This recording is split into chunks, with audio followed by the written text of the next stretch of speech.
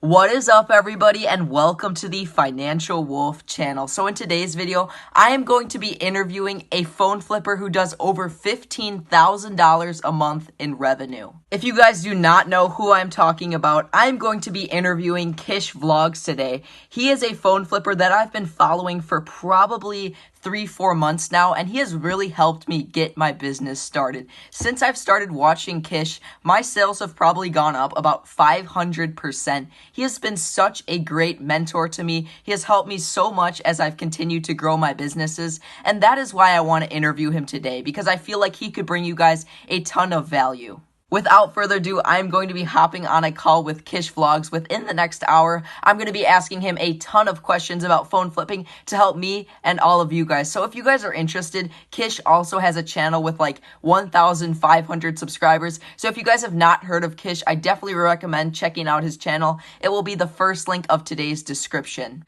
So unfortunately, during this interview, you guys are just going to be seeing my face because I can't figure out how to make a screen where both Kish and I are portrayed. So unfortunately, I'm just going to record it on my camera while I'm interviewing Kish. Okay, guys, so I'm about to give Kish a call right now. See?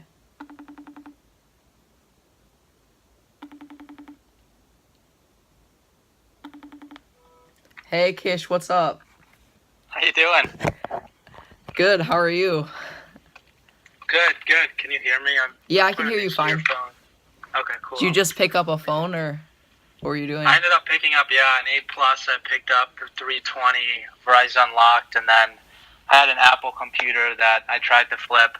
I've held on to it for like a month, and so I just decided to take a $20 loss on it because it was like my first Apple computer, but the guy picked it up, so...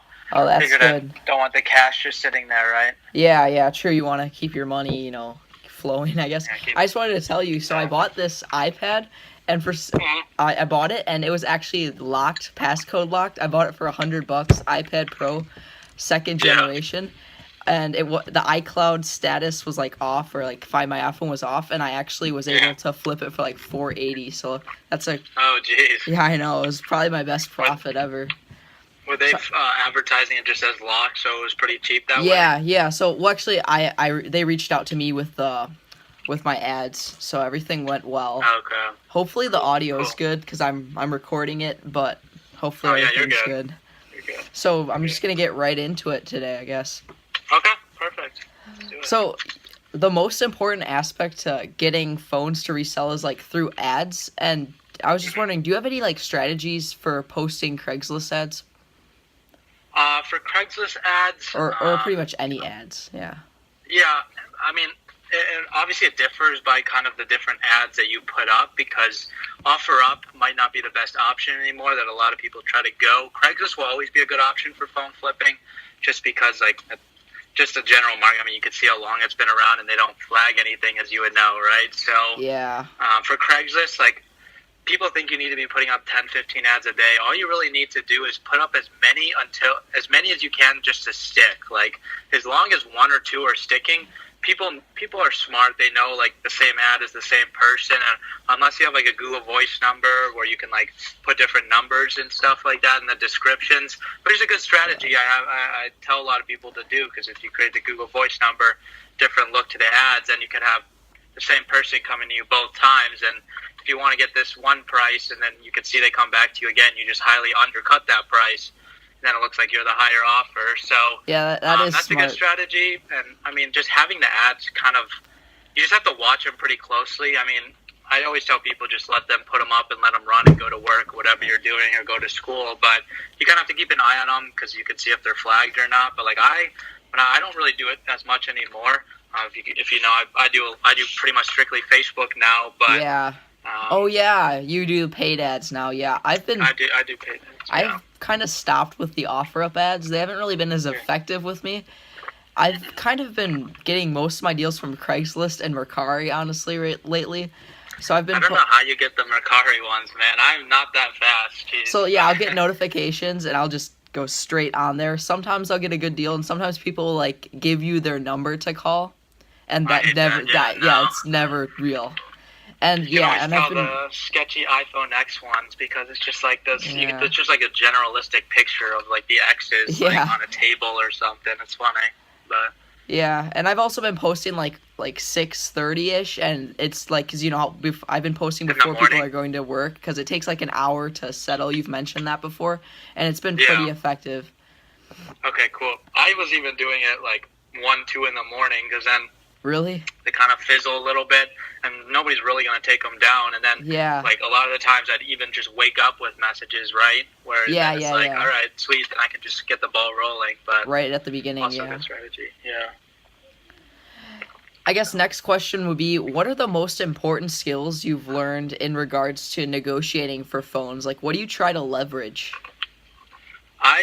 So I always go based, how there's the idea of, like, the general sales thing where you want them, when you're trying to close a client, you want to have them say 13 yeses, no matter what it's about, just the idea of getting 13 yeses. Really? Well, I literally flip that, and I try to get 13 no's. Obviously, it's hard to get 13 no's when you're, like, not in person, like meeting a client, and these aren't really clients in a sense, but as long as you get them to say no as many times before you shoot a price, that highly undercuts their perception of what the phone is actually worth.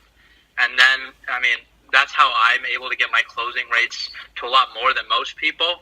So, like, it's just a mind game, right? I mean, that's anything with sales. It's just convincing the person, in our case, convincing the person that this iPhone 7, yet it might sell for $300 on eBay, that it's truly worth $150 for some reason because it didn't have all the accessories, it didn't have the box, Yeah. it wasn't totally unlocked, like, it's not the highest gigabyte, just stuff like that. So Yeah, so you're like, cool.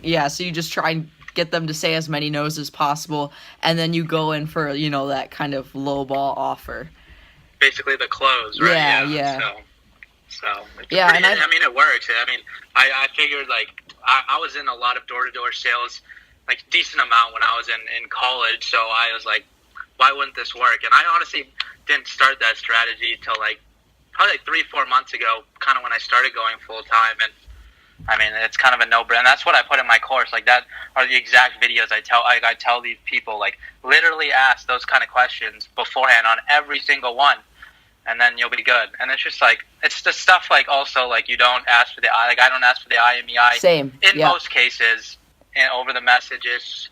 So, that was actually what I was going to go into next. So, I always negotiate the IMEI, like, if it's a bad ESN, in person. Yeah. Because they've driven, like, all the way out there. Unless they're coming from, like, an hour away or something like that. I usually get the IMEI beforehand because I don't want to be, like, totally lowball them and when they drive, like, an hour to where I'm located.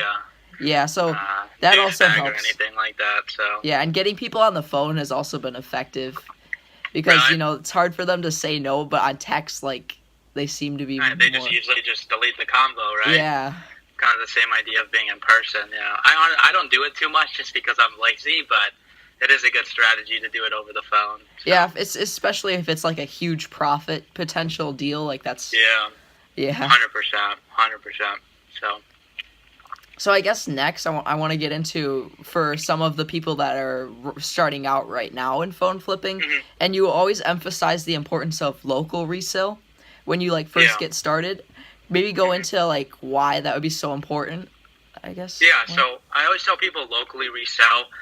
Usually I like to get, a lot of people I help are mainly the people that are in my course, and I always tell them, like, if you have, no matter what you have, try to get to about $2K in cash, solely because of the fact I just made a video like 2 days ago about beginner mistakes, and I said, like, that was a huge mistake that people make, is because they'll try to sell online, and then their money gets held, which is a big thing, because I always preach, like, you want to have cash flow. That's the only way to make money, because if you're not buying phones, you're not selling them, and therefore making profits. So if you have to be, unless you have that $2K in cash flow, because if you have like $500, you can't really afford to go buy any of those newer phones, and that's where me and you are usually make the higher profits are on the newer technology. So like, if once you get to 2K, I found that's kind of like the sweet spot where people can sell online, can afford for their money to be kind of incognito for 10-20 days, and then they can still go ahead and flip locally. So like I had that problem like a big time when I first got started because I think my first flip was like maybe $120 or something like that. And I was Okay. like, oh, cool, I flipped the phone. I think I actually lost money on it. But after that, my money was tied up in like PayPal for like 21 days and I couldn't flip anything for like a while. It's Well, I the did like worst, make a little bit more, but like it was kind of a pain at first. Like I wish Yeah. I did more local resale. And even now, Yeah. like right now, I have like $1,500 pending still, and it's kind of a pain. But Yeah, yeah, it not gets as tight. I mean, it adds up real fast. Like, yeah. you don't really think about it, but I mean, if you're trying to buy most of the phones in the market are the newer ones anyway, so you don't even have the possibility to buy those. Even though, like in the beginning, I always tell people like, Yeah. don't get ahead of yourself. Like, you don't need to be buying these new phones. Like, Yeah, especially like if I it's like didn't when I was it. Like, I don't want to spend $500 on my first try. Like, yeah, go for like so the sevens, sixes, like that's easy flips, and like if you lose the money, it's sure. not the end of the world. No, Yeah. no, and the cool part about like those older phones is like 99% of them are going to be paid off, which is cool. Yeah. So you don't really have to worry about that. And two, like the general demographic of America is, well, I guess not necessarily, depends where you're located, but like for me, there's just a lot of Mexicans where I live, and they all come from Mexico looking for sixes and stuff like that. But there'll be that kind of market anywhere. So as long as you're finding the right demographic, which is a lot of the people trying to buy a used phone, otherwise people are just going to finance a phone or buy a brand new Yeah. one from the store, right? So, Yeah, and there's like some it's a people. lot safer to get in those older ones. So, Yeah, and there's also like some people like when I try to like buy a new phone from someone like maybe just I think it was a couple days ago, someone wanted to sell me their 8 and actually I think Yeah. I traded them a 7 and like $60 or something like Yeah. that. And like I got an 8. So yeah, that's sometimes also trades are really good. Like I held on like right 2 months ago. I held on to like a Apple Watch for like a month, and I ended up buying like a locked 8 Plus with that Apple Watch. I purchased for like $100, and I made like $200 off of that flip. I was like, really it's like I might not be making money. That happens to me a lot now, where I randomly just kind of forget about a device, and I find it like 2 weeks later, and I just like, I guess I could trade for something better or just make money off of it. So yeah. And finally, trades like are pretty key too. So I agree with that. like what are your thoughts on having phone flipping as your first business? Like it's really helped me like build capital for future stuff. I'm hoping to Yeah. get into something quick soon. I've planned it for Yeah. a while, but it's Yeah. like I'm kind I of know you're on this. You're always on to something. I love it. For first business, like whether it's your first or not, it's more of like we've talked about it before. It's such a good Yeah. gateway to anything you want to do. Like for me, like I mean, there's probably like 1% of us that do it full time, and like I'm not going to be doing this. I might do it for another like 2 years max, and then I get burnt out by it. Like it's a lot of work in terms of just like keeping up if you want to just have constant cash flow. But like it's like 99% of the people that come to me or you are the kind of people that are just looking to maybe pay their rent. Like that's honestly like what's really cool is like I kind of separate my income streams into like what I pay for. So like Okay. a lot of the times, like my first $1,000 I might make in like 2-3 days. I'll like set that aside for rent for the month because I pay like $1,200 a month. Or like some people, like even if you flip one phone, you're paying like your entire like mobile bill or Yeah. your electricity bill, or like even if you just want to invest, like you in the stock market, or like me getting into ATMs and like e-commerce and stuff like that. It's such a cool way to just use that money to go somewhere else. So yeah, and you've really used phone flipping to start like multiple businesses. Like you're doing 100%. ATMs, and are you doing anything else, or are you kind of getting into? yeah, so I'm just started my first Shopify store like Okay. a week ago, so it's going pretty well. And so I ended up hiring, or I found a mentor, and now I'm able to invest in that knowledge because I always love, like Yeah. I preach, like you invest in yourself, right? So I'm like, knowledge is power. So like I literally paid like a couple grand for this guy to help me out, and For Shopify? he does like, he does like 40,000 a month doing Oh a my couple gosh. drop shipping stores. So hopefully that'll pay off soon. But Yeah, I'm sure it slowly will. but Like surely. if you're paying him good money, I'm sure Yeah. he'll pay a lot of attention with all So, that. it's cool. Like it's just it's such a cool opportunity kind of business thing. Like it'll never be, unless you're like these weird wholesalers that do this for 10 years. Like, everybody gets burned in it. Nobody's really in this for the truly long term. Yeah. So, I mean, if anybody's looking to get into it, one, there's not a better time to get into it, and there's not really a right time to get into it. And two, there's so much free knowledge out there in your channel, my channel, other people's channels. Like, yeah, you don't even need to invest in a course. Like, I always tell people, you don't really need it, but if you just want to scale, that's who I preach to. But I mean, you could literally start. Like, I started my first day.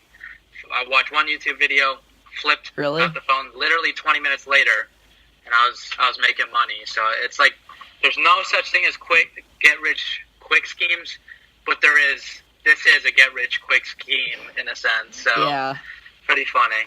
So. Yeah, it's also like for all ages. Like, I'm 15, I'm doing this. Yeah. And like literally, I bet anybody could do it pretty much. It's super simple. I mean, most of my audience is honestly 50 or over, which is pretty funny. Like, really? I would have never thought, but I think 30% of people in my course are all retired people. Like, they're just looking to do something. It's great. Like, yeah. They can go on, they're just using all this money strictly for their vacations. Okay, everybody, so that about wraps up today's video. I hope you guys enjoyed it, and I hope you guys got a ton of value out of it today. If you guys enjoyed this video and made it to the end, please be sure to drop a like and also subscribe if you haven't already to be in the first 250 subscribers to my YouTube channel.